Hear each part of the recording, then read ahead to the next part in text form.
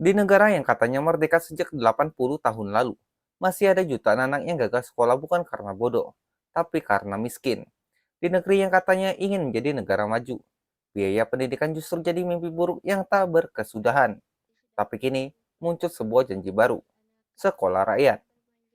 Dan hari ini, sang wakil presiden Gibran Rakabuming Raka turun langsung, bukan ke istana, bukan ke gedung kementerian, tapi ke pelosok Rumbai Pekanbaru, Riau, untuk mengecek janji yang dulu diucapkan oleh ayah politiknya, Prabowo Subianto.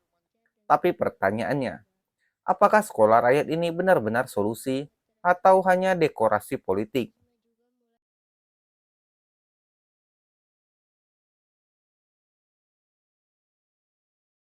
Senin pagi, 28 Juli 2025, di tengah kabut pagi dan deru kendaraan pengawal, Wakil Presiden Gibran Rakabuming Raka menapakkan kakinya di sebuah sekolah sederhana di Kecamatan Rumbai, Pesisir Pekanbaru.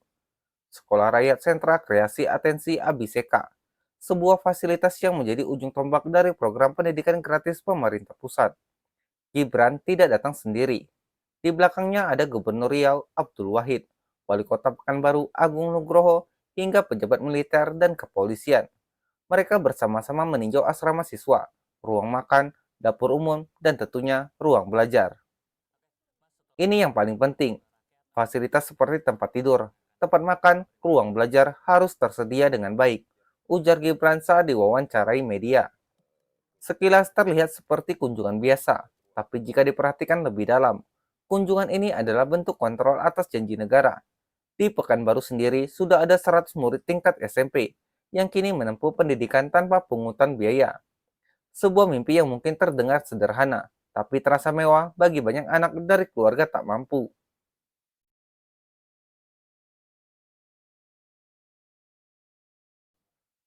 Nama sekolah rakyat bukan sekedar penamaan, ia menyimpan makna sejarah. Di era awal kemerdekaan, istilah ini digunakan untuk menyebut sekolah-sekolah informal rakyat yang tak mampu masuk pendidikan kolonial. Kini, istilah ini dihidupkan kembali oleh Presiden Prabowo Subianto.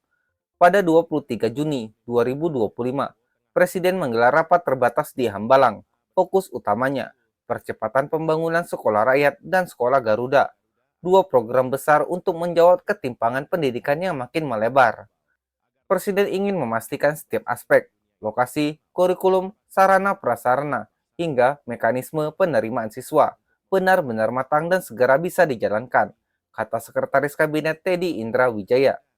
Tahun ajaran 2025-2026 adalah momen peluncuran resmi program ini, dan Pekanbaru dijadikan proyek awal bersama sejumlah titik lain di Jawa Barat, NTT, dan Kalimantan.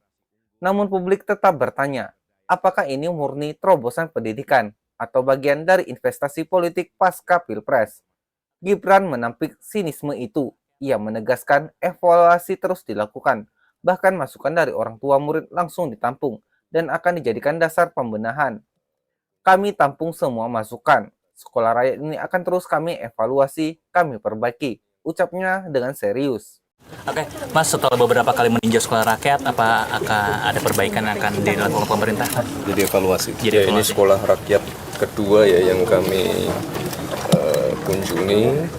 Kita tadi melihat ruang kelas, ruang makan, ruang tidur. Ini yang paling penting. Dan hari ini di Pekanbaru Riau ada 100 murid SMP ya Pak Wali ya. Jadi kita pastikan kegiatan belajar mengajar berjalan dengan baik. Fasilitas yang ada terutama tadi ya, tempat tidur, tempat makan, tempat belajar tersedia dengan baik. Dan ini kan sudah minggu kedua, minggu ketiga sekolah rakyat berjalan. Akan terus kami evaluasi, masukan-masukan dari orang tua murid akan kami tampung dan ke depan akan kita lakukan perbaikan-perbaikan.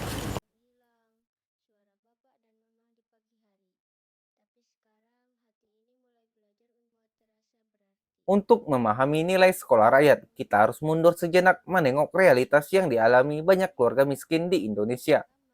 Biaya seragam bisa setara 3 bulan gaji buruh pabrik. Uang buku dan transportasi seringkali membuat anak-anak berhenti sekolah. Di sisi lain, sekolah negeri mulai langka dan swasta tak murah. Itulah celah yang coba ditambal oleh sekolah rakyat. Fasilitas asrama membuat anak tak perlu pulang pergi. Makanan dan kebutuhan pokok disediakan negara. Guru-gurunya digaji langsung oleh Kementerian Sosial, bukan lagi tergantung dengan iuran. Namun semua ini bukan tanpa celah. Beberapa pengamat menyebut model ini berpotensi mengisolasi anak dari keluarga dan lingkungan sosialnya. Jika pengelolaannya tidak transparan, sekolah-sekolah ini bisa jadi tempat penampungan bukan tempat belajar. Model asrama itu efektif, tapi harus dengan pendekatan psikologis dan sosial yang kuat. Kalau tidak, anak-anak bisa kehilangan orientasi hidup. Ungkap Dr. Intan Maulani, pakar pendidikan dari Universitas Negeri Jakarta.